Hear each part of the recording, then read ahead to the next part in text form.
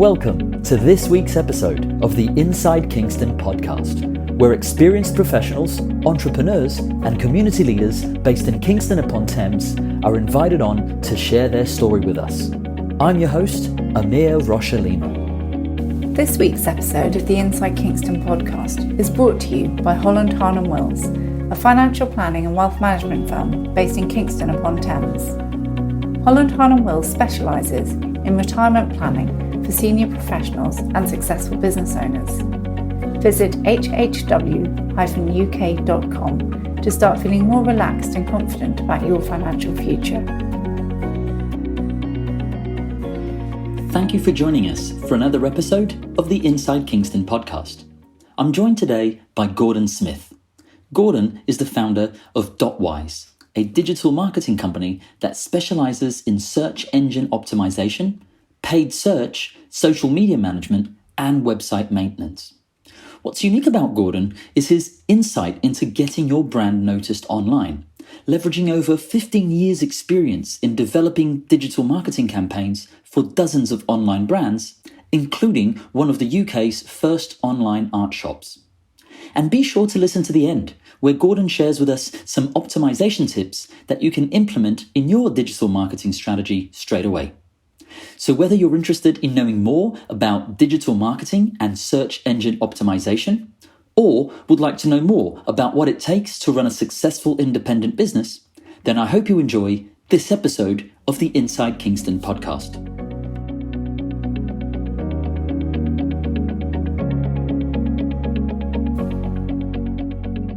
Welcome, Gordon Smith, to the Inside Kingston Podcast. Gordon, I'm really excited about this conversation because as a partner in a local business myself, I'm always interested to pick the brains of people like you who specialize in helping businesses get noticed through their digital marketing. And I'm sure our listeners can learn a lot from your expertise in this area too. But to kick off this conversation, I'd like to go back in time if that's okay. So Gordon, where did you grow up? Well, I grew up here in Surbiton. I've lived here almost all my life, apart from a stint in Manchester when I was at university. I went to the local Hollyfield school, which I'm sure many of you will know about. And after uni, I decided to return here because it's just such a great place to live, really. Absolutely. And you mentioned university there in Manchester. So where did you go to uni and what did you study? I went to Keele, actually. It was just a few miles south of Manchester, and I studied computer science and philosophy, which is a pretty rare combination. I think I was the only person in my year doing that joint honours. It was a really interesting combination. I think it's shaped my thinking quite a lot. There's more crossover between philosophy and computer science than may meet the eye, and I think increasingly, as computers become, frankly, more human through AI and things like that, the ethics of computing are coming into play more than they ever have done before. So I think it's a discipline that lends itself to actually being studied at the same time. I think that's awesome. And I must say, I came into philosophy quite late in life. And I do say I unfortunately came into philosophy quite late in life because I think there's so many parallels between philosophy and business. And I'm sure it's the same with pretty much any other field. So that's really interesting. So Gordon, just before we move on to talking about your business today, let me ask you this. When was it that you first became aware of digital marketing or of search engine optimization as a discipline that was worth learning more about? Well, I first built a website back in about 95, just at the tail end of my university days. And just before I went up to Manchester to live there for a while. There was a lot of it. This was the days of the dot-com bubble. And there were many different search engines around at that time, none of which worked particularly well. They were very easy to game. And it was around when the dot-com bubble burst in about 2000, and everything kind of reset itself. It wasn't that long after that Google came along and kind of blew everybody out of the water in terms of search engines because of its famous new technique of regarding backlinks between websites as the value or as an indicator of the value of a website. So it was around about then. Previous to that, it was very easy to rank in search engines. But of course, when Google came along with their new algorithm, it became much more difficult in the sense that you could only rank there if you actually deserved to be there. Before that, you could rank without deserving to be there. So it was around about 2002, 2003 when Google first emerged that I became interested in the marketing aspect of the web. That's really interesting. And again, I appreciate I could get really geeky on this stuff with you, but for the benefit of our listeners, could you expand a bit on what is search engine optimization and why that's important for small businesses to be aware of? Absolutely. Well, search engine optimization is the process, I call it the process of getting a website to where it deserves to be in Google. So that's immediately sort of setting an expectation, I hope, which is that you shouldn't expect your website to rank higher in Google than it actually deserves to be. If you're trying to compete against big business competitors, you're going to need to do some work there. But it's that process basically, and there's two sides of it. There is the element of the sort of technical SEO, the technical modifications and improvements that are done on a website, and then there is the outside, what goes on outside the website. So who's linking to you, what websites are linking to you, how many links you have, and the quality of those inbound links. I'd say you can pretty much divide SEO into those two disciplines. We are mostly focused on what you do on the website, but that's SEO in a nutshell. That's excellent. And of course, you are a partner and a co-founder of a digital marketing agency that actually caters for this. Could you tell us a little bit about your business today? Sure. Well, Dotwise is the name of the business, and we're based in Surbiton. And our goal is to help other businesses to reach their potential in Google, primarily. And as well as SEO, we do what we call PPC, which is pay-per-click marketing. That's the kind of that's where you advertise on Google or Facebook or LinkedIn or wherever, whatever channel is appropriate for your audience. And we bring customers to our customers through that means. So we've been going as Dotwise for 4 or 5 years, and we have a small team based in Surbiton, and we have a lot of fun. So let me pick your brains on a couple of those things there, Gordon, if I may. For our small business owners who are listening to the show, what are some of the common mistakes you see them do when they approach you to start working with them? What are some of the things they could be thinking about today that could perhaps start helping them optimize their digital marketing strategy? Well, first of all, what we see sometimes is business owners tending to focus too much on just 1 or 2 keywords. So very common to get calls from people who say, oh, I've Googled, carpet fitting in Twickenham or something like that, and we don't rank. But it's not just one keyword that drives traffic to a website. It's usually a fairly large number. So that's one mistake that sometimes people make. In terms of paid search, that's something where people have very often come to us having been burned, having wasted money. Paid search campaigns can get really complicated. They can get really targeted, and they do take a little bit of time to bed in. They take a little time to get some data. Who's clicking, what kind of people are clicking, what are they doing on a website when they click through, that type of thing. And there's a process of optimization there. So I think perhaps kind of not committing to it for long enough. We say 3 to 6 months is the kind of timescales that you should be thinking about. If you can't commit to less than that, then you should be probably putting money and attention elsewhere.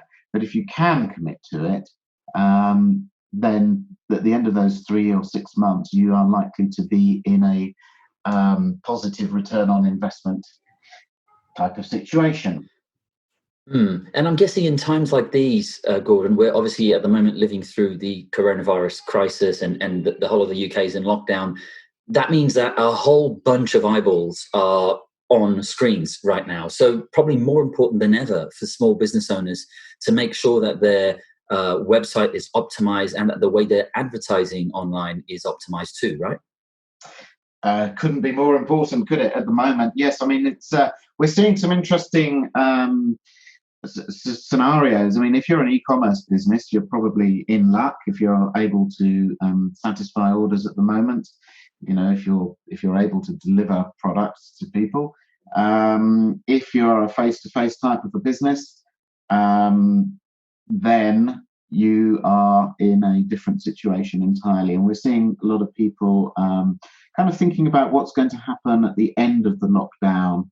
How are they going to restructure and reboot their businesses? I think everybody's really thinking hard about what their business is going to look like at the end of the lockdown and how we can plan to get over things like this if they happen again. Indeed, that's interesting times that we're living through. Gordon, allow me to switch gears on you slightly, because something that's important to a lot of people I interview is this notion of giving back to the community.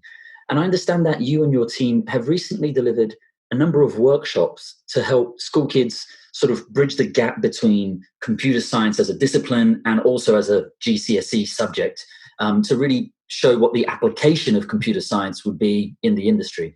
Could you tell us a little bit more about that initiative? Yeah, absolutely. This was a really fun thing. We decided as a team about a year ago that we were going to do something for the community. And we didn't quite know what we were going to do. We had to really bat some ideas around to figure out exactly what. Are we going to go and help Claremont Gardens, or what are we going to do? In the end, we thought, well, the best thing we can do is share some of our expert knowledge with school kids. So we got in touch with Hinchley Wood School and their IT department and said, would we be able to come in and deliver some workshops which actually get the school children doing SEO? And I don't mean pretend SEO. We wanted it to be real SEO, to build a website and see if it was possible to get it ranking in Google. So we worked out, they were absolutely brilliant about this, very supportive. I'd like to thank their IT department over there for allowing us to do this. And so we went in and we delivered 3 workshops. We delivered it in the form of a competition. So there were 16 pupils divided into 4 teams of 4 pupils. And we tasked each team with building a brand new from scratch website on the subject of baked goods. So what we did is we divided the 16 pupils into 4 teams of 4, and we tasked each of those teams with building a brand new website from scratch about a certain type of baked good product. So we got Mm. one team doing muffins, one pretzels, one yum yums, and one team pasties. Oh, Not nice. everybody knew. Not everybody knew what yum yums were, by the way. Oh, But gosh. they did by the end of it. We chose those because they were roughly equal in terms of the amount of searches that people do for those things in a given month. So we got them building these websites, and they really ran with it. It was absolutely amazing. We had pupils ringing up the local bakeries, asking them for links from their websites.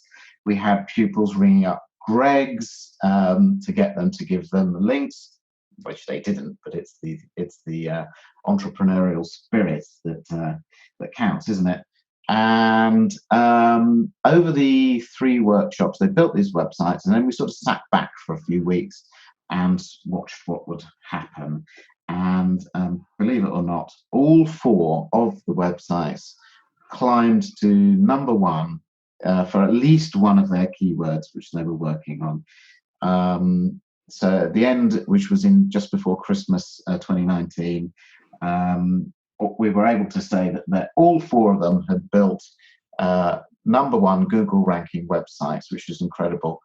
And it was just tremendous fun, and the spirit with which they got involved was just incredible.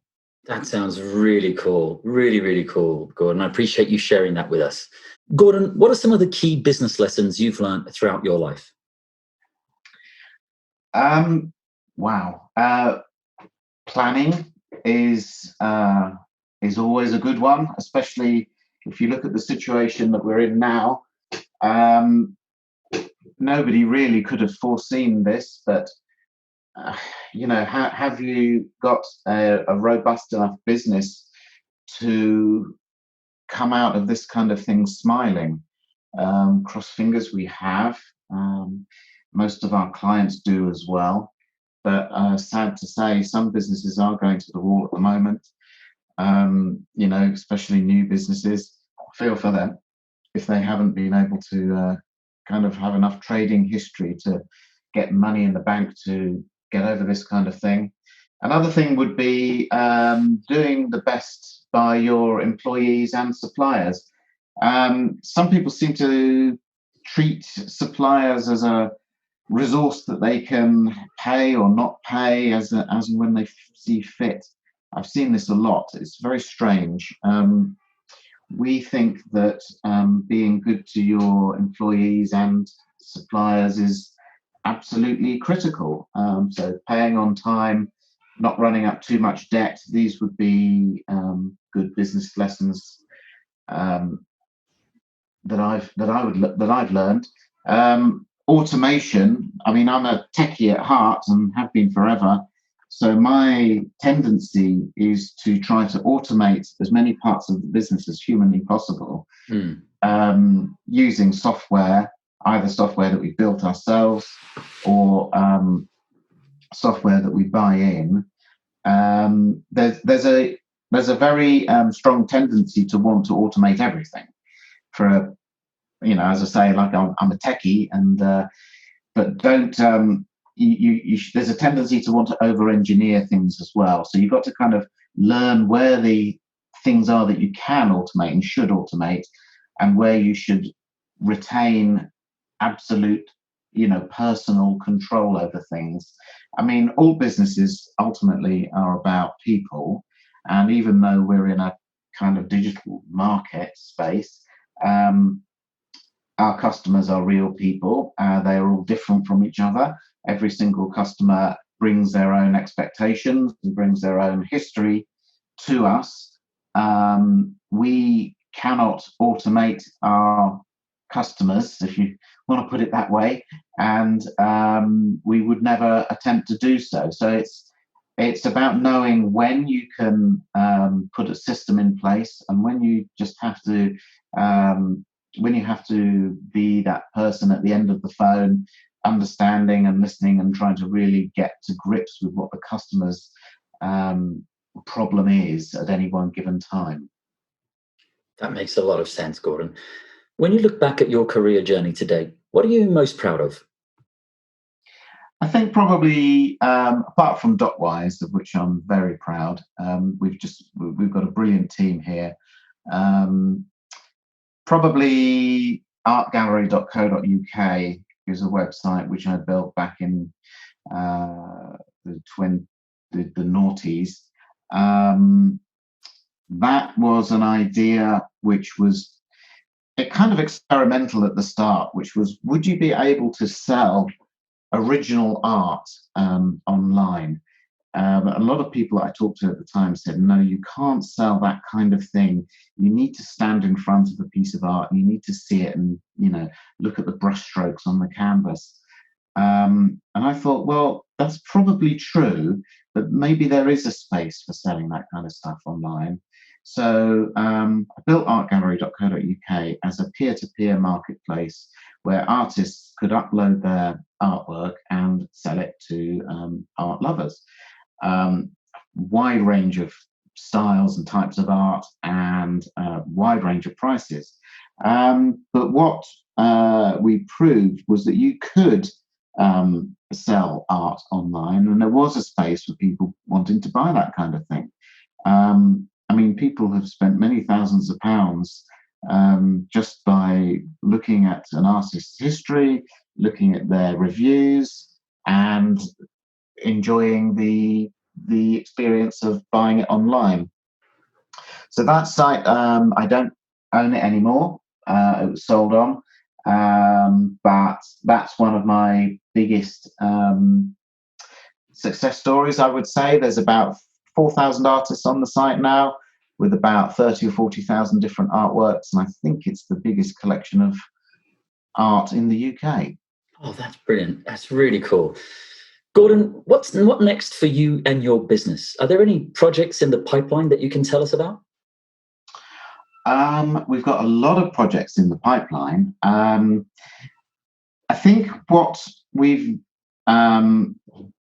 experienced during this coronavirus lockdown, and probably a lot of other businesses have too, is how can we get more involved with the local community?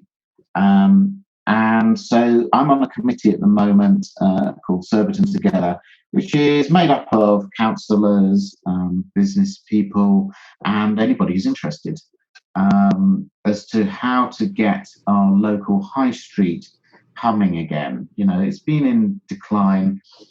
You've only got to walk up and down the high street to see the closed shops.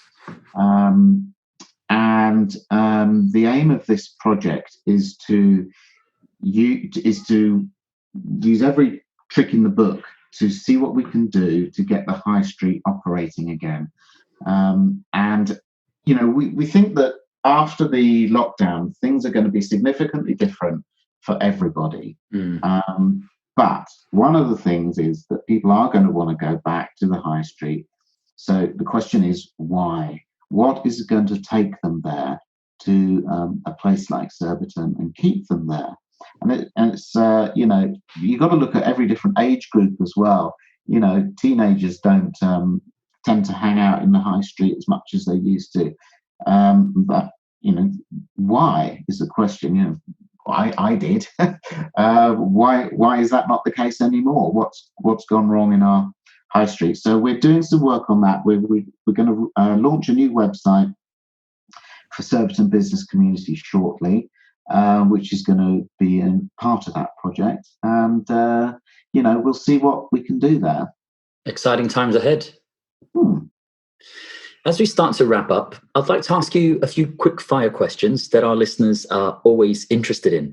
So, Gordon, what do you do to relax outside of the office? I play the drums, have done for many years. It's in a dim and distant memory how that all started, but I've been in many, many different bands. And, I think I've played 250 gigs over the last 10 years. Oh, wow. Quite a few. And are there any books that you've recently read that you'd recommend to our listeners? In terms of business books, I don't know if you've come across one called The E-Myth Revisited by Michael E. Gerber. Very much so. Big fan of it. Big fan. It's good, isn't it? It's excellent. So I read that book a long time ago, and it really, really rang true.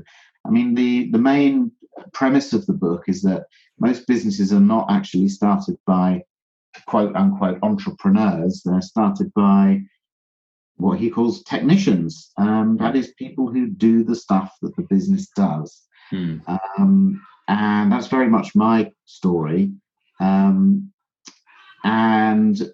But the technician is needed in a business, but it's not the whole picture.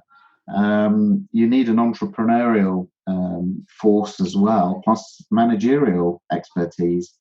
And you very rarely find that all in the same person. So it's either a case of developing those skills yourself or hiring them in. So I'm a big believer in hiring good suppliers in terms of people like accountants, lawyers, business mentors, and people like that to assist. As for the entrepreneurial aspect of it, well, I don't know about that, but I've certainly got the technical side of it covered.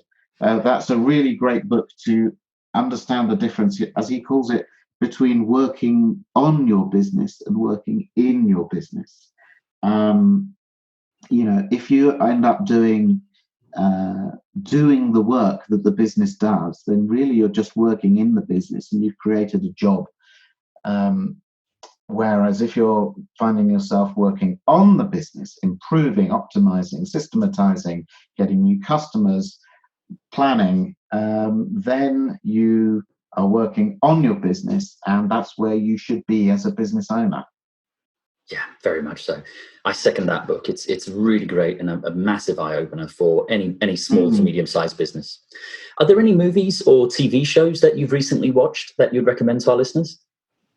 I don't do much with films really, but I do like comedy. I like things like Curb Your Enthusiasm and Seinfeld and all of that stuff.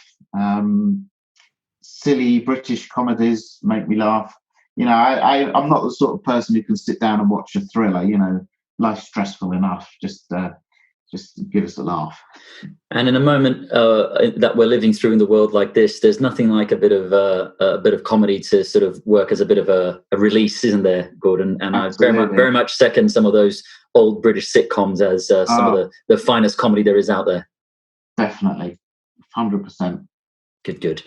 Finally, where can people go to find out more about you and your business?